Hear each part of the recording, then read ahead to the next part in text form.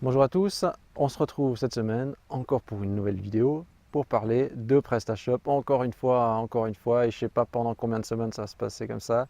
Et du coup, vous voyez, là je suis comme d'habitude au chalet, mais avec le brouillard. Oh là là, je ne savais pas exactement ce que j'allais faire d'abord. Je me suis dit peut-être que je vais faire une sieste et faire une vidéo après, hein.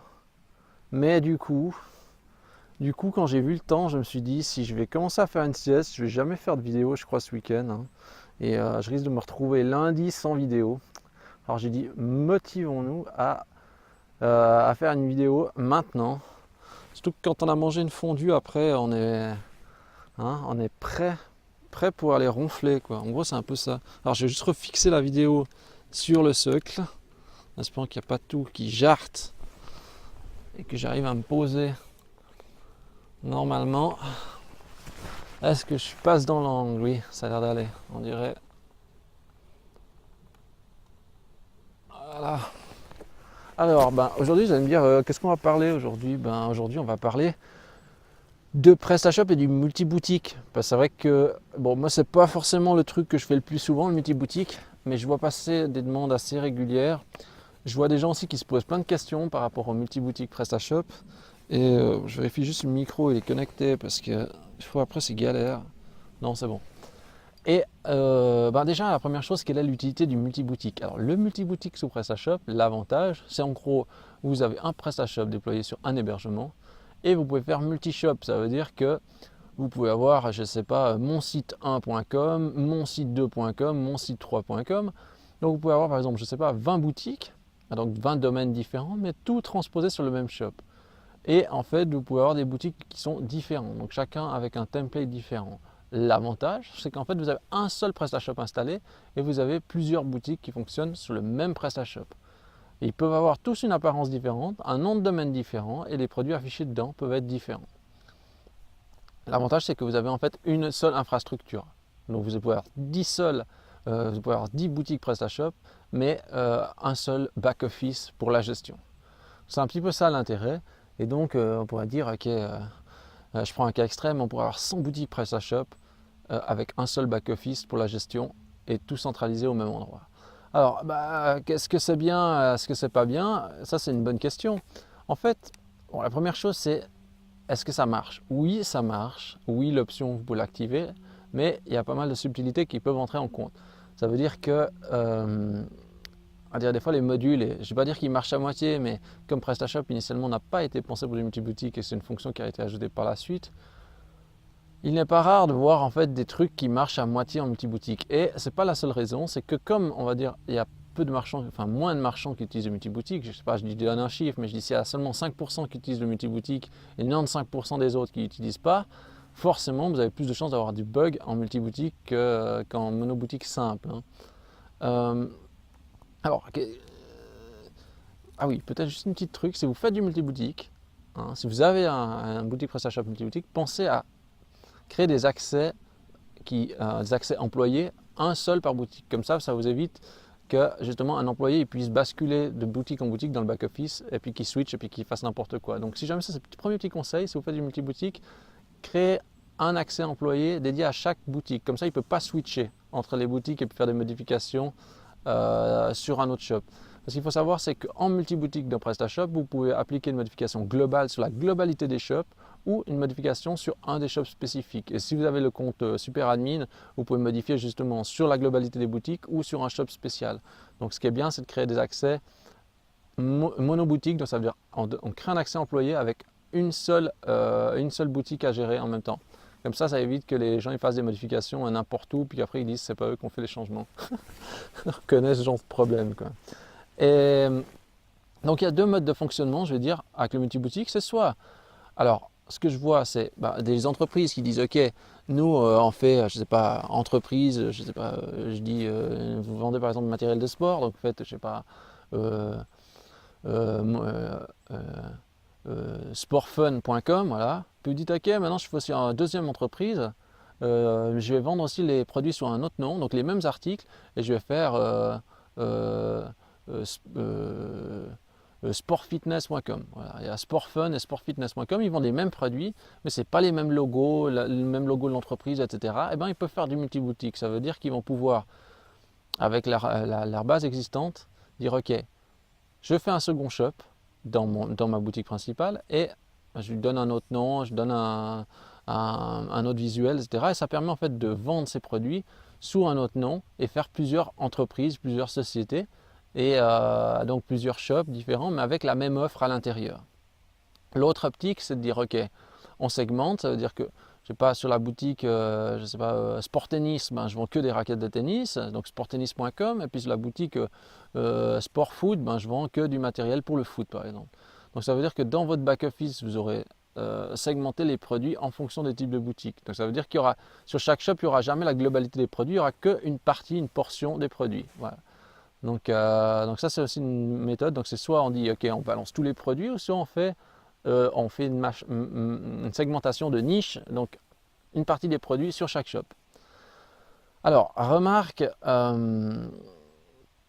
remarque justement de quelqu'un qui a fait un commentaire sur le blog et qui m'a dit nous on fait du multi-boutique avec PrestaShop, la boutique PrestaShop principale marche correctement, par contre tous les clones qu'on a fait, toutes les boutiques secondaires, eh bien elles ne marchent pas. Alors, c'est vrai que la première chose que je me dis, c'est certainement qu'il y a du contenu dupliqué, parce que si vous faites un shop, vous prenez un shop A, vous clonez en shop B, puis vous dites ok, maintenant je vais vendre avec le shop B. Google va dire c'est quoi cette copie de shop là? Je ne vais pas le valoriser. Alors, ce qu'il m'a dit, cette personne qui a fait le commentaire, elle a dit ah, mais j'ai corrigé le contenu dupliqué au niveau des textes. Ils n'ont pas tout révolutionné, mais ils ont révisé les textes, ils ont révisé les titres. Mais il me dit ça suffit pas. Et là, en fait, je donne une réponse qui est tellement bateau, mais tellement évidente. Comment voulez-vous que Google puisse commencer à tolérer un nouveau site comme justement une nouvelle entité à part entière, donc avec une très forte notoriété? Regardons. Imaginons, vous avez par exemple une entreprise, je vais prendre sportfun.com, donc votre entreprise elle est implémentée depuis un moment, vous avez des liens qui pointent vers vous, etc. Ok. Vous faites du multi-shop, vous créez justement la boutique sportfitness.com, donc la deuxième boutique secondaire, et vous dites mais je ne comprends pas, il n'y a pas visible cette boutique. Alors, première chose, c'est que si le contenu se ressemble trop et que il y a le même nombre de produits avec quelques petites variantes au niveau du titre, avec quelques petites variantes au niveau de la description, ça va être dur de sortir du lot, quoi. Ça, c'est clair et net.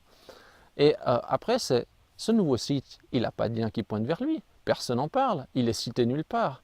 Comment voulez-vous que ce site clone devienne un site très visible s'il n'a pas de notoriété, s'il n'a pas d'ancienneté, s'il est inconnu au bataillon, quoi. C'est ça. Et en fait, on en revient à un truc totalement, mais vraiment essentiel et basique, c'est que faire des multi-boutiques, c'est pas ce qu'il y a de plus compliqué, c'est de nouveau faire connaître le site clone. Parce que c'est pas parce que vous avez votre site principal il est numéro 1 et il est génial, bien placé, que vos sites clones vont bien se placer, même si vous les optimisez, que vous les révisez.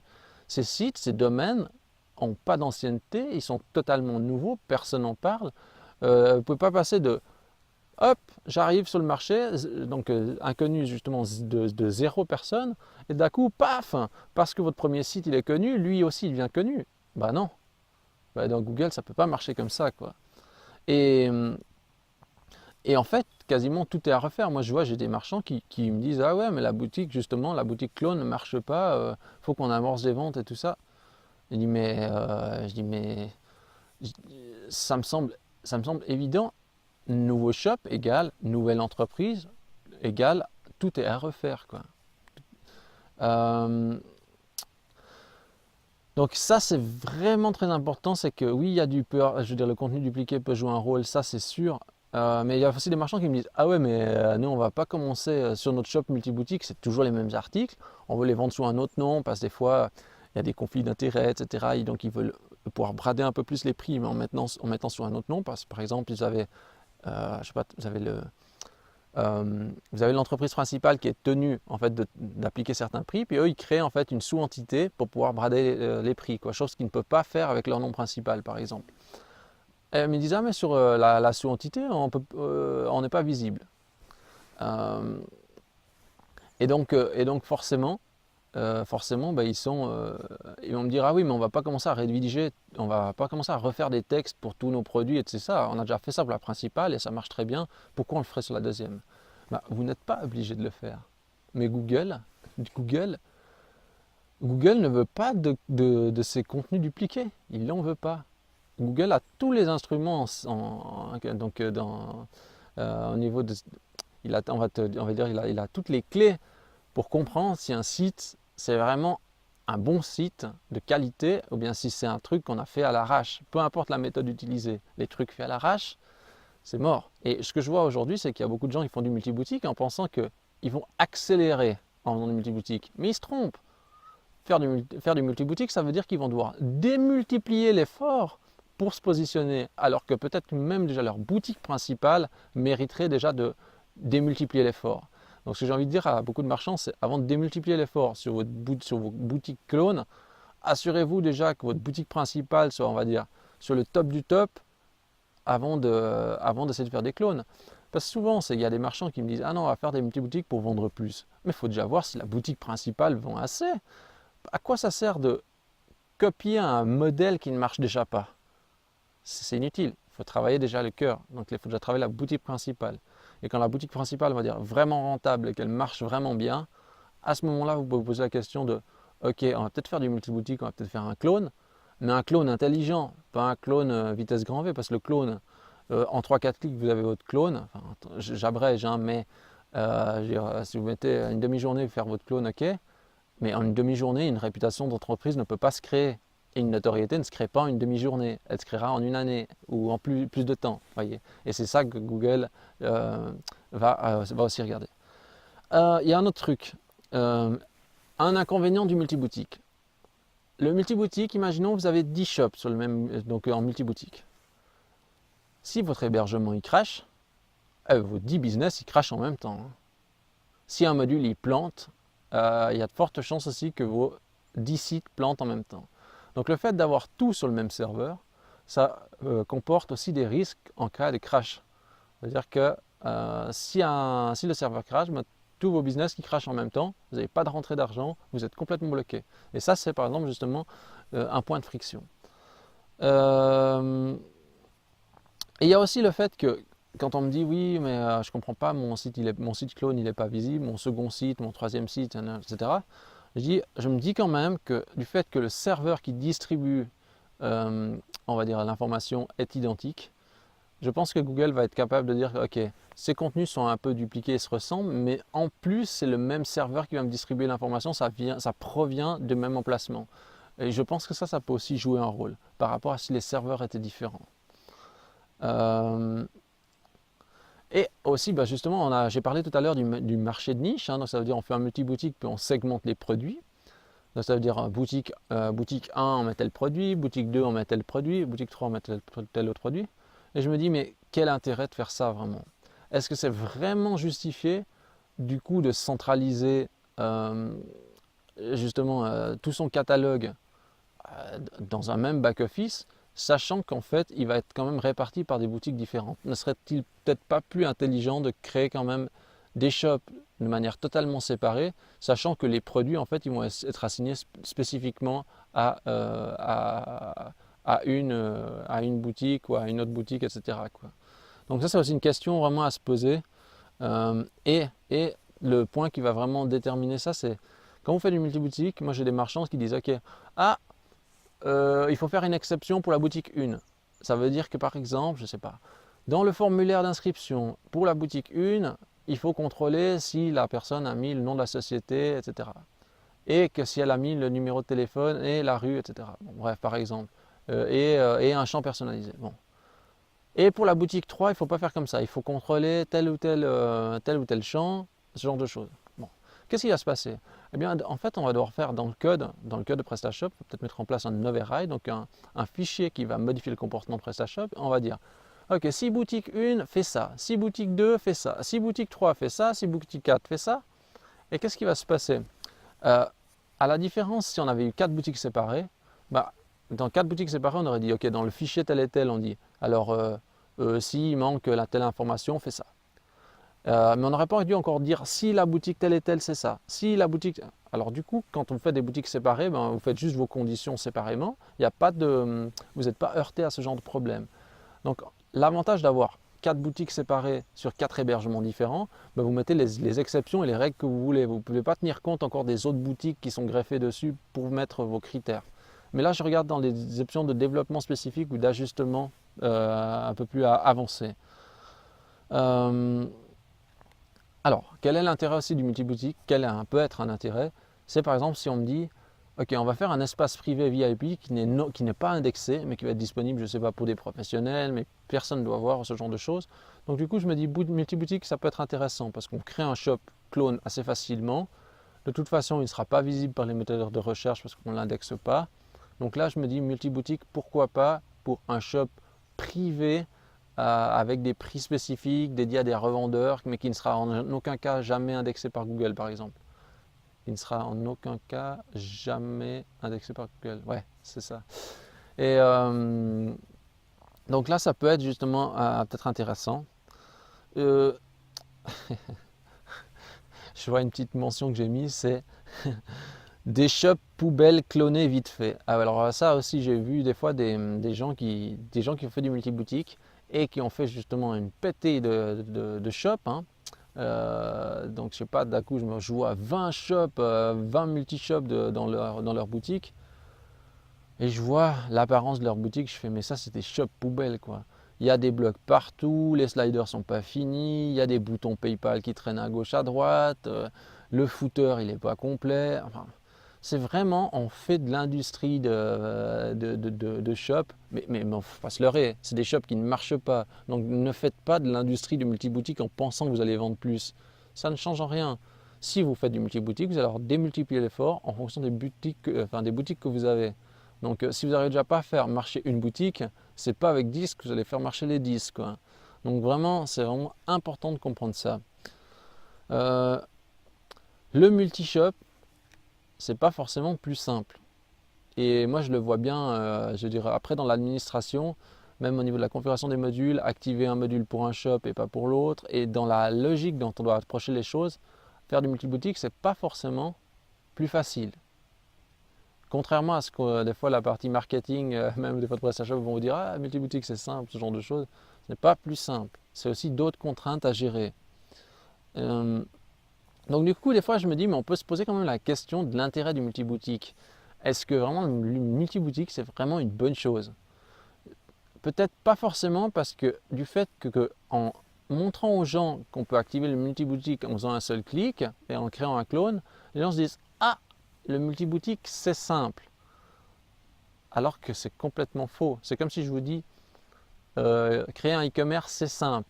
Oui c'est simple, on va dire sur le plan de vue technique, mais sur le plan de vue après veut dire rentabilité, c'est de loin d'être simple. Et,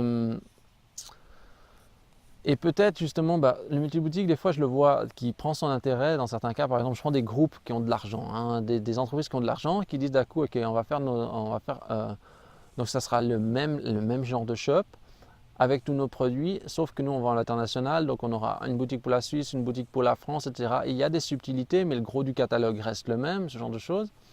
Et là, ça peut être par exemple intéressant de faire du multi-shop. Mais encore une fois, il faut que les différences se justifient pour faire du multi-boutique. Parce qu'après, si vous avez justement, je veux dire, 10 noms de domaines avec les 10 fois les mêmes produits, eh ben, il faut y aller déjà pour avoir des descriptions, du contenu différent, des backlinks, etc., de la notoriété sur les 10 domaines. C'est vraiment pas une petite affaire, quoi. Et là, je parle bien des petites structures. Je veux dire, je ne parle pas des gens qui ont de l'argent, qui ont des millions à disposition pour faire de la promotion. Je vous parle des gens comme moi, que des gens peut-être comme vous, qui ont justement des moyens limités et qui cherchent justement à se démarquer. Le multiboutique, ce n'est pas forcément la meilleure option pour ça. Et justement, c'est le multiboutique. Moi, quand je n'ai fait avec des clients, je n'avais pas forcément je dirais une expérience avancée dans le multiboutique parce que de toute façon, il faut commencer par quelque part hein, dans l'expérience multiboutique. Et c'est vrai que si vous n'avez pas vraiment bien pensé le multiboutique, vous allez vous retrouver avec un capharnaüm géant à gérer parce que il faut vraiment être ultra simple, vraiment être ultra organisé pour ne pas avoir des trucs dans tous les sens. J'en sais rien, imaginons. Vous commencez à modifier la traduction du template. Ok, vous faites la modification du template pour le site 1. Est-ce que vous l'avez fait aussi pour le site 2? Pas forcément, parce qu'ils utilisent un template différent. Ok. Pour la configuration des modules, c'est la même chose. Il faut être très systématique, très organisé, très ordonné dans sa manière de faire pour avoir toujours quelque chose d'uniforme entre les différentes boutiques. Je prends aussi des cas où, justement, par exemple, il y a des marchands qui utilisent des templates différents pour chacun des shops, qui n'ont rien à voir entre eux. Quand vous corrigez un bug sur une boutique, vous ne pouvez pas corriger sur la deuxième parce que ce n'est pas le même template. Donc il y a tout un questionnement à avoir, c'est est-ce qu'on utilise le même template pour toutes les boutiques? Qu'est-ce qu'on s'autorise à faire et qu'est-ce qu'on ne s'autorise pas à faire quand on fonctionne en multi-boutique? Et ça, franchement, c'est que l'expérience qui va pouvoir vous aider à savoir ce qui est bon, les choses qui sont bonnes ou à ne pas faire en multi-shop. Et sincèrement, moi j'ai déjà vu même des grosses agences mettre des clients dans des situations des fois pas possibles parce qu'ils ont juste fait n'importe quoi. Des fois, il faut juste dire au client, mais ce que vous voulez faire, on ne le fait pas, quoi, parce que sinon, il va s'enfoncer, quoi. Et, je pense que vraiment, cette histoire de multi-shop, c'est vraiment, on a tendance à vulgariser en disant c'est simple d'accès, mais ça ne veut pas dire pour autant que l'amorce est facile, quoi. Donc, sincèrement, ne faites pas les choses à moitié, ne lancez pas à la va-vite du multi-boutique et ne sous-estimez pas la difficulté de faire du multi-boutique. Que ce soit sur le plan de vue technique, pour l'évolution, on va dire, parce que quand vous commencez à bricoler à gauche, à droite, pour faire des ajustements parce que vous êtes en multi-shop, vraiment, il faut vraiment avoir les yeux en face des trous pour s'y retrouver, parce qu'après ça devient vite la galère à gérer pour l'évolution du shop, quoi. Et ça, c'est un aspect, la partie technique, mais ce n'est pas forcément la plus difficile. La plus difficile, c'est encore justement d'avoir une visibilité, de drainer une audience, d'avoir un trafic sur les shop clones. Alors oui, il y a des modules il y a des modules justement qui permettent justement avec les URL canoniques de dire ok, regardez, ce shop-ci c'est un clone de celui-là, alors on fait des liens vers l'URL canonique du nom de domaine principal. Mais la plupart des gens, ce qu'ils veulent faire souvent, c'est qu'ils veulent avoir plusieurs shops, ils veulent indexer tous ces shops-là dans Google pour avoir plus de visibilité, pour avoir plus de trafic. Et sincèrement, je dis bien, hein, ça c'est de mon avis et de ce que j'ai vu, mon expérience, c'est quand je vois des marchands qui ont, je ne sais pas, 100 visiteurs par jour sur un shop et qui disent « nous on va faire du multi-boutique pour augmenter notre visibilité », j'ai envie de dire « attendez, essayez déjà peut-être avec la boutique 1 d'arriver à 1000 visiteurs par jour et quand vous êtes à 1000 visiteurs par jour, alors à ce moment-là, peut-être envisager de faire un clone pour ramasser encore du client ailleurs. Mais quand vous êtes à justement un faible trafic, ne faites pas du multi-boutique. Ça veut dire que vous avez déjà un problème dans votre site principal et c'est sur cet axe-là qu'il va falloir travailler. Faire le multi-shop, ça fera juste de reporter le problème et de doubler la complexité et votre volume de travail, quoi. Donc voilà, je crois qu'on a fait le tour pour le multi-boutique. Je ne sais pas si j'ai des billets qui parlent du multi-boutique sur mon blog. Ouais, c'est possible. Je sais pas, j'essaierai de faire peut-être un lien dans la description en dessous de la vidéo. Sur ce, si vous faites du multi-boutique et que vous avez une expérience là-dessus, n'hésitez pas à laisser un commentaire en dessous. Peut-être que vous allez dire que c'est trop génial ou peut-être que c'est vraiment la galère parce que vous avez expérimenté. Si vous avez aimé cette vidéo, je vous invite à la liker. Hein. C'est comme ça, tac, tac, appuyez sur le bouton là, appuyez. Vous avez fait? C'est bien. Et si vous aimez ces différentes vidéos, je vous invite à vous abonner à la chaîne YouTube, ça me fait toujours plaisir. Merci à tous d'être plus nombreux à être abonnés à la chaîne. Et sur ce, je vous dis à la semaine prochaine pour une nouvelle vidéo. Merci à tous.